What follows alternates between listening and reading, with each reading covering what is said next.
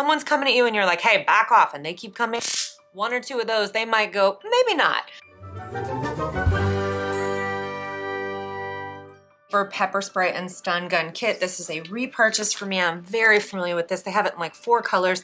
And so you receive a pepper spray, uses Sabre red pepper spray and UV marking dye, and of course a stun gun. Before I forget, is another spray, and this, because people always ask me, you know, would you spray that at a dog? I would, but it would be overkill. Make this product called Halt, which I did a separate review on. And unfortunately I had to use this the other day, but let me tell you, that dog just went the other way. Dogs, humans, and hopefully never, right? I personally replace both of these every 2 years. It has an expiration date, so when it comes, just put it in your phone. Keychain ring. This one has a flip top like this instead of the turn lock like that, so it's not gonna discharge if it's in your purse. It does have 25 bursts in it, and it's good for about a 10-foot range. So as soon, you know, if you're putting your hand out and you're telling somebody, hey, back off, and they come inside that 10-foot window, time to do it. With respect to how to hold it, I see a lot of people do this. Don't do this, because then you're facing your attacker and they can just knock it out of your hand. Sure, you're facing your attacker, hold it in your fist, and you discharge with your thumb. And you go from eye to eye. That's where you're aiming, eye to eye.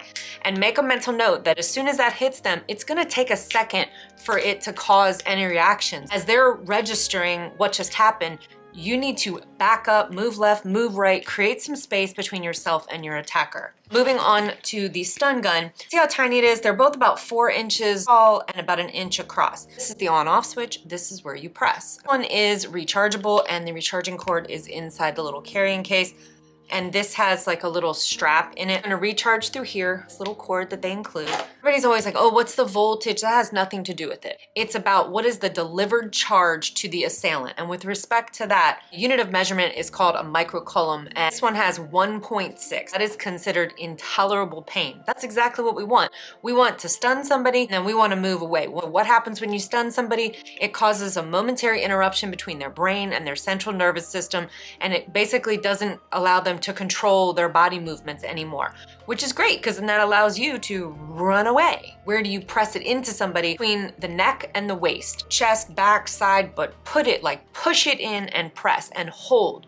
If you just do it for a split second, you're just gonna jolt them. They might jump back, but they're gonna come right back, and now they're gonna be mad. So hold it for 3 seconds. If you can deliver this charge for 3 seconds while making contact, holding this button down for 3 seconds, you're gonna incapacitate that person for a minimum of 5 minutes, which is plenty of time to get away, call the police, and just go on with your life. Also does have a 120 lumen flashlight. I'm gonna turn it on and fire it in a second. Now, I know a lot of people also worry that if they press this, is the shock gonna come back at them? The answer to that is no, absolutely not. So I am gonna turn this on, and so just, you know, it's now on. You can see that as indicated by this red light. So don't freak out. I'm gonna fire this off because I want you to hear it.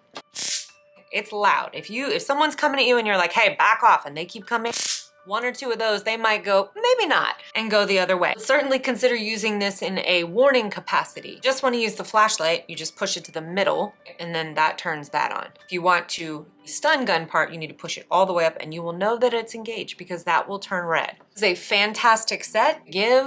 I travel with these all the time. I just throw them in my luggage. Don't try to get on a plane with these because they will get taken away from you.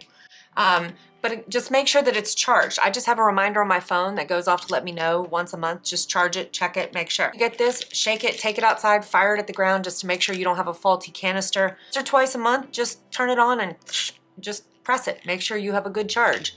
And there you go. All right, well, I know this is kind of serious stuff, but I hope you found that helpful, and I'll see you in the next one. Bye-bye.